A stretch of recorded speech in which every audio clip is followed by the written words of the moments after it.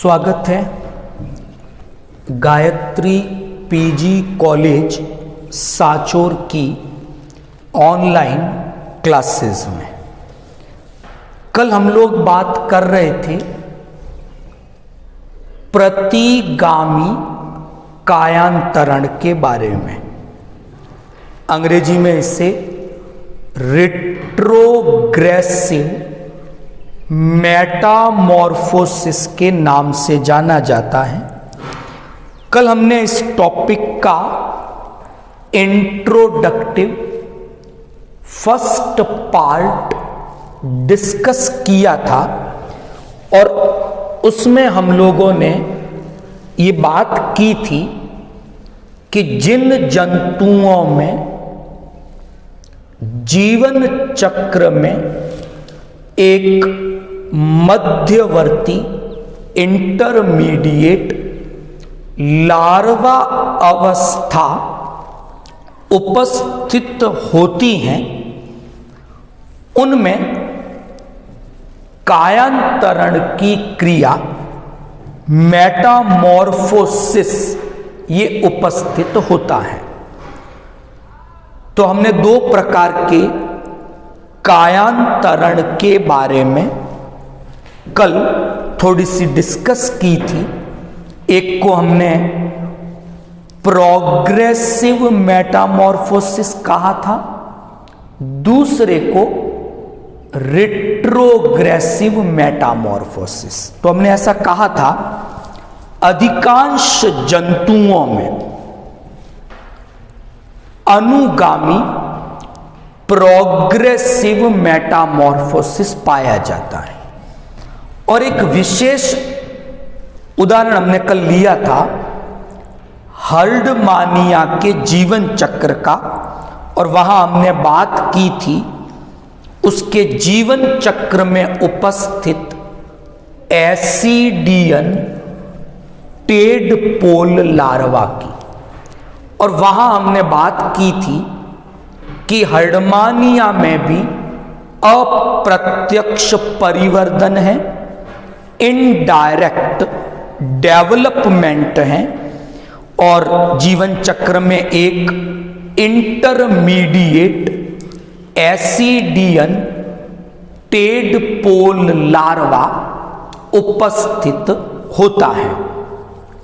लेकिन वहां हमने कल बात की थी कि लार्वा अधिक विकसित गुणों वाला है, स्पेशियलाइज कैरेक्टर्स वाला है, एडवांस है, जबकि एडल्ट हर्डमानिया वयस्क हर्डमानिया है वो सरल है। और इस कारण जो उनमें कायांतरण होता है, लार्वा का वयस्क में जो परिवर्तन होता है वो प्रतिगामी कायांतरण कहलाता है। तो हमारा जो टॉपिक है रिट्रोग्रेसिव मेटामॉर्फोसिस, ये हर्डमानिया से संबंधित है, उसके जीवन चक्र से संबंधित है। आज हम रिट्रोग्रेसिव मेटामॉर्फोसिस प्रतिगामी कायांतरण इसके सेकंड पार्ट को डिस्कस करेंगे। तो स्टार्ट करते हैं आज के टॉपिक को। कल का इंट्रोडक्टिव पार्ट आपने अच्छे से समझा होगा, तो शुरू करते हैं। हर्डमानिया में बाह्य निषेचन की क्रिया होती है, यानी जो फर्टिलाइजेशन होता है वो एक्सटर्नल है, समुद्री जल में निषेचन की क्रिया होती है। तो निषेचन के 10 से 12 घंटों के बाद हम देखते हैं कि टेडपोल लार्वा का विकास होता है।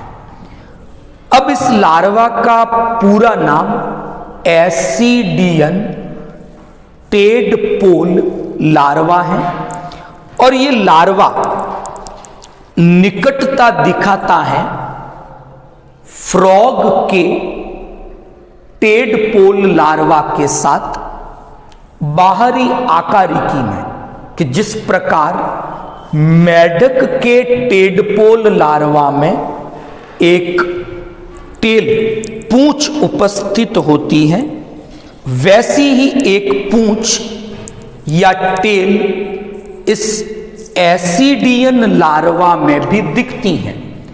तो उस समानता के कारण इसे टेडपोल लार्वा कहा जाता है।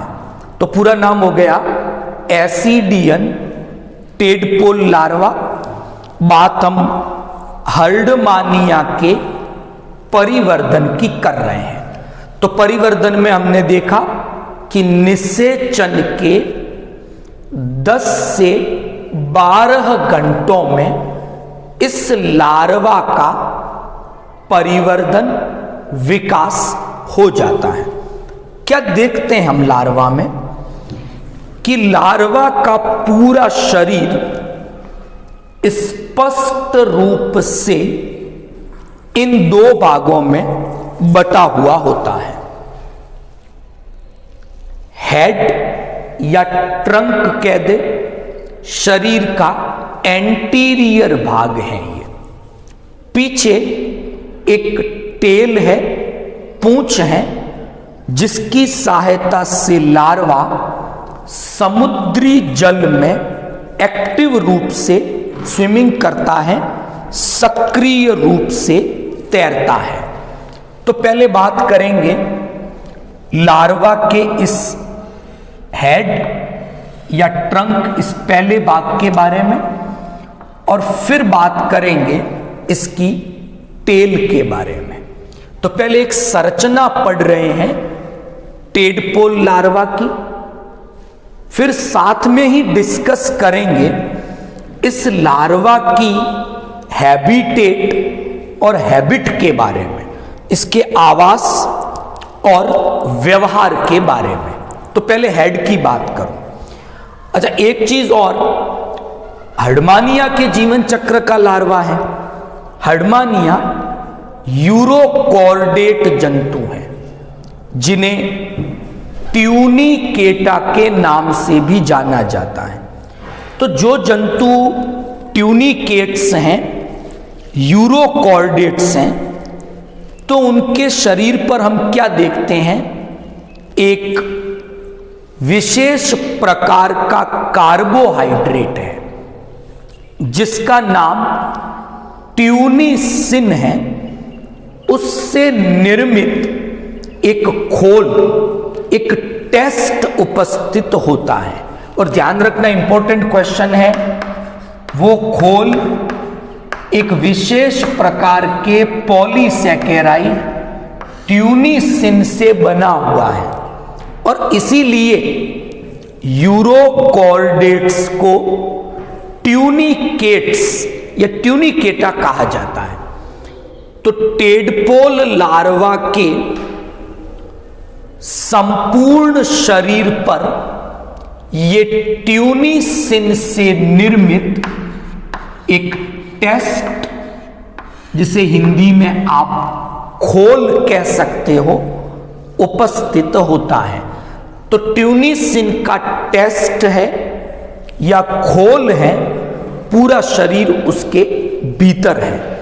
और एक्चुअल में ये ट्यूनिसिन इन जंतुओं का जो मेंटल है, प्रवार है, एक्टोडर्मल, उन्होंने इसे स्त्रावित किया है।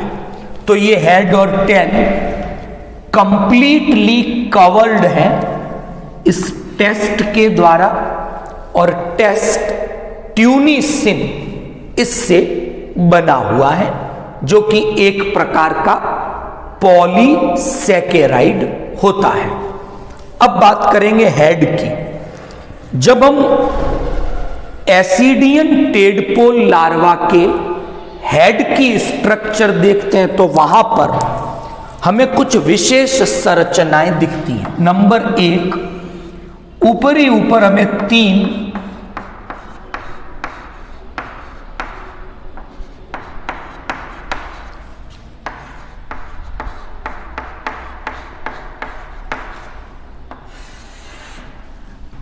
एडहेसिव पेपिली दिखती हैं। संख्या इनकी 3 है और ये एडहेसिव पेपिली करती क्या है कि जब कायांतरण होगा तो इन्हीं संरचनाओं की सहायता से ये एसिडियन टेडपोल लार्वा किसी सतह के साथ चिपक जाएगा और फिर कायांतरण होगा। तो ये 3 एडहेसिव पेपिली हमको इसके ट्रंक या हेड वाले भाग पर दिखाई देती है। दूसरी चीज, इसी हेड या ट्रंक वाले भाग पर एक गड्ढे नुमा संरचना है और इस गड्ढे नुमा संरचना को नाम दिया गया है सेंसरी वेसिकल, संवेदी कोश, संवेदी आशय। क्या नाम है इस संरचना का हिंदी में? इसे आप संवेदी आशय कहोगे। ये एक प्रकार की ब्रेन के जैसी संरचना है। जैसा वर्टिब्रेट जंतुओं में मस्तिष्क होता है तो पोजीशन के हिसाब से इसकी पोजीशन भी ब्रेन के जैसी है। एक्चुअल में इस एसिडियन टेडपोल लार्वा में इस सेंसरी वेसिकल्स ने कुछ संवेदी संरचनाओं को अपने भीतर रखा है। यानी सेंसरी वेसिकल में संवेदी संरचनाएं उपस्थित है। वो कौन सी संवेदी संरचनाएं, उस पर बात करो। पहले प्रकार की संवेदी संरचना प्रकाश संवेदी है, फोटो रिसेप्टर है। तो जो फोटो रिसेप्टर है, प्रकाश संवेदी संरचना है, संख्या में 2, इन्हें ओसिलाई के नाम से जाना जाता है। तो एसिडियन टेडपोल लार्वा में संवेदी संरचनाएं मौजूद हैं और पहले प्रकार की संवेदी संरचना प्रकाश संवेदी संरचना है जिसे ओसिलाई के नाम से जाना जाता है, संख्या में 2 है। दूसरी जो संवेदी संरचना है वो बैलेंस के लिए, इक्विलिब्रियम के लिए, क्योंकि लार्वा स्विमिंग करता है सक्रिय रूप से, संतुलन की आवश्यकता है। तो दूसरी संवेदी संरचना बैलेंस के लिए है। ये संख्या में 1 है, इसे ऑटोसिस्ट के नाम से जाना जाता है। तो ये हमने हेड की बात की। हेड के वहां पर 3 तो एडहेसिव पेपिले हैं, सेंसरी वेसिकल्स हैं, ब्रेन कहा जा सकता है क्योंकि इसकी पोजीशन ब्रेन की पोजीशन के समान है। यहां पर प्रकाश संवेदी संरचना और इक्विलिब्रियम बैलेंस के लिए संवेदी संरचना उपस्थित होती है। इसके अलावा हेड में एलिमेंट्री कैनाल दिखेगी जिसमें फेरिंग्स हैं, एंडोस्टाइल नामक संरचना है। ये सब कुछ हेड या ट्रंक वाले भाग में दिखता है। फिर बात करेंगे टेल की। इसकी टेल स्विमिंग में मदद करती है और टेल में आपको एक तो विकसित नोटोकॉर्ड जो कि कॉर्डेटा का लक्षण है और एक डॉर्सल होलो नर्व कॉर्ड यानी पृष्ठ रज्जु तंत्रिका रज्जु, ये दोनों टेल में उपस्थित हैं। ये दोनों संरचनाएं इस लार्वा की पूंछ में विकसित रूप से दिखाई देती हैं। टेल स्विमिंग में हेल्प करती है। टेल के अंदर खंडी भवन आंतरिक रूप से दिखाई देता है जैसा कि कशेरुकी जंतुओं में पाया जाता है। तो ये हमने बात की लार्वा के कुछ कैरेक्टर्स की, उसके कुछ लक्षणों की। अब हम बात करेंगे इस लार्वा के हैबिट और हैबिटेट की। लार्वा एक्टिव रूप से स्विमिंग करता है पूंछ की सहायता से, एक चीज। तो जब ये लार्वा बनता है निषेचन के तुरंत बाद, तो उस समय ये लार्वा याद रखना है जीओ निगेटिव है और फोटो पॉजिटिव होता है। यानी लार्वा प्रकाश की ओर गति करता है, यानी नीचे से ऊपर आएगा समुद्र के सतह पर, तो जीओ नेगेटिव है, फोटो पॉजिटिव है। कुछ समय तक तैरेगा। किसी भी प्रकार का भोजन लार्वा के द्वारा नहीं किया जाता है, क्योंकि टेस्ट का आवरण है, किसी प्रकार की ऐसी कोई ओपनिंग नहीं है जिसकी सहायता से ये भोजन ले सके। कुछ समय तैरेगा, फिर उपयुक्त स्थान पर इन एडेसिव पेपिली की सहायता से चिपकेगा। कायांतरण के बाद जो लार्वा जीओ नेगेटिव था वो जीओ पॉजिटिव हो जाएगा और जो फोटो पॉजिटिव था वो फोटो नेगेटिव हो जाएगा, मतलब वो समुद्र के तल में चला जाएगा। और फिर कायांतरण की क्रिया होगी और परिवर्तन होंगे, जिनके बारे में हम कल के लेक्चर में डिस्कस करेंगे। तो आज हमने रेट्रोग्रेसिव मेटामॉर्फोसिस में हर्डमानिया के जीवन चक्र में उपस्थित एसिडियन टेडपोल लार्वा के सामान्य लक्षणों की बात की।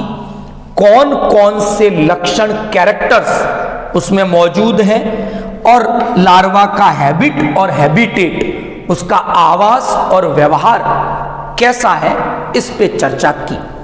आई होप आज का जो लेक्चर था प्रतिगामी कायांतरण का सेकंड पार्ट आपको इजीली समझ में आया होगा। वीडियो को लाइक और शेयर करें। आपकी कोई प्रॉब्लम है आप कमेंट बॉक्स में कमेंट कर सकते हैं। Thank you all of you.